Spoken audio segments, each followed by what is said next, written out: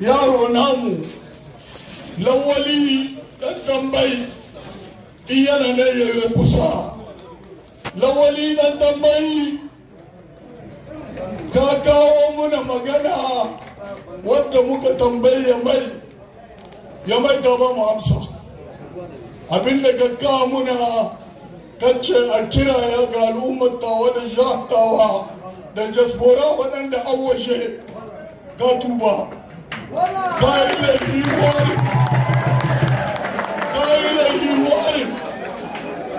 lalle ka bar jiha amma gida na ka yi tunani ka komo gida jama'a shi na muka ce mu shaida muku mun karba gaba ɗai da mu da president da mu an yaye mai yau yana so shi tube shi shiga kokon lada an yaye mai ko'ina jama'a mun gode muku in yana nan kusa ga yanan shekara da ba ta mikuro da hannu da kanka a rubuta yaye ma.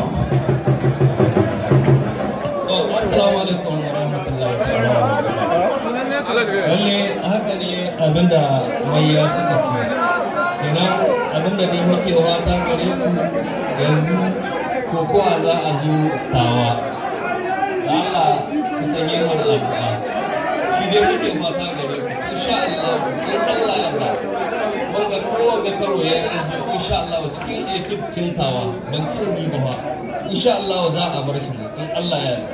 abin da muke kowa da kowa ke insha Allah.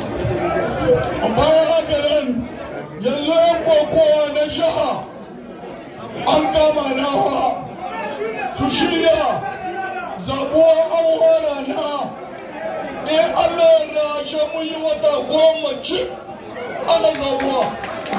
Yanzu da mai sani bayan haka nan babu babba babu yaro kowa ɗaina kowa sha ya zo ya tattake cikinsu tare da mu insha Allah kenan wancan niwa da na a duka gida da biyan guda mu game turi guda su yi aiki wanda abada ba za mu kubiya ba ne Allah ya bayan ta ba gobe nan tawa ka za a bari da tawa mun gode mu